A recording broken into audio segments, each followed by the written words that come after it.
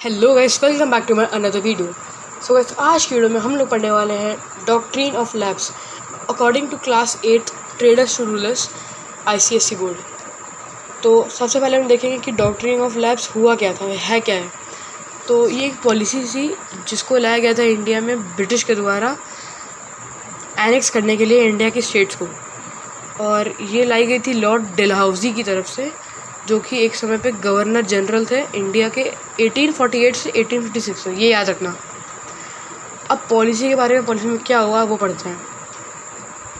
If any rulers Indian ruler die without a natural male heir then his kingdom will be under the company. तो इसका मतलब है कि अगर कोई इंडिया का रूलर होगा और उसका कोई वंशज नहीं होगा जो कि उसका नेचुरल हो और उसका लड़का भी होना चाहिए, मतलब अडॉप्ट नहीं कर सकते, और लड़का होना चाहिए। अगर नहीं है तो जो उसका जो टेरिटरी होगी उसके मरने के बाद कंपनी की हो जाएगी। कंपनी यानी ब्रिटिश कंपनी की हो जाएगी। ये मतलब कंपनी की तरफ से तब थे लॉर्ड डेलहाउजी। तो जो कंपनी का ऑब्जेक्टिव था वो था अपने आप को एक्सपैंड करना पूरे इंडिया में, पर पूरा तो नहीं हुआ, पर हुआ ज़रूर था। तो countries that were annex by policies are, तो जो कंट्रीज़ इस पॉलिसी के अंदर जो एनेक्स हो गई थी, मतलब कब वो हो गई थी, कॉन्कर हो गई थी, वो थी सतारा हुई थी 1848 में। उसके बाद संभलपुर 1850 में, उसके बाद उदयपुर 1852 में, फिर नागपुर 1853 में, उसके बाद झांसी हुई थी 1854 में, अवध हुई थी 1856 में।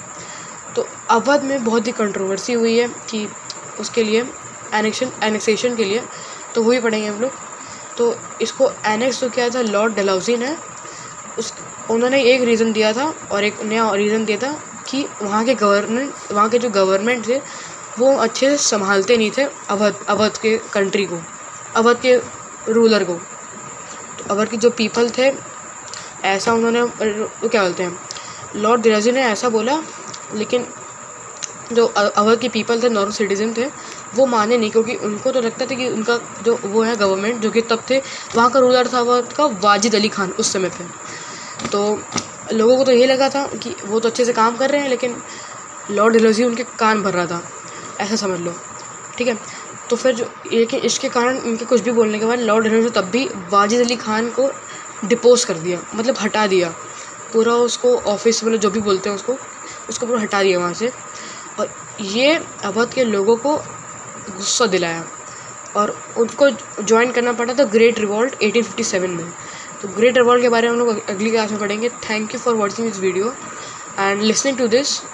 सब्सक्राइब कर देना चैनल को प्लीज़, और लाइक भी कर देना वीडियो को, और जो भी डाउट हो कमेंट में कर देना, मैं तुरंत आंसर कर दूँगा। बाय।